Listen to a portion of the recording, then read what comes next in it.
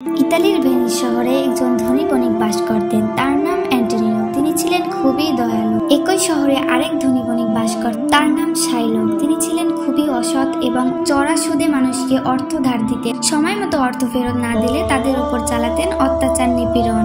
একদিন বাসানিও নামের এক যুবক তার বন্ধু অ্যান্টোনিওর কাছ থেকে অর্থ ধার করে। বাসানিও এই অর্থ দিয়ে ধনী বাবার উত্তরাধিকারী পোর্সিয়াকে বিয়ের প্রস্তাব দিতে চায়, কিন্তু অ্যান্টোনিওর কাছে নগদ অর্থ না থাকায় সে ইহুদি মহাজন শাইলকের কাছ থেকে ঋণ নেয়। শাইলক একটি শর্ত জুড়ে দেয়, যদি ঋণ ফেরত দিতে ব্যর্থ হয় তবে অ্যান্টোনিওর শরীর থেকে 1 পাউন্ড মাংস কেটে নেওয়া হবে। এত সুখের মাঝে হঠাৎই আসে দুঃখের খবর। অ্যান্টোনিওর জাহাজ ডুবির কারণে ঋণ শোধ করা সম্ভব হয় না এবং শাইলক তার শর্ত অনুযায়ী অ্যান্টোনিওর শরীর থেকে 1 পাউন্ড মাংস দাবি করে।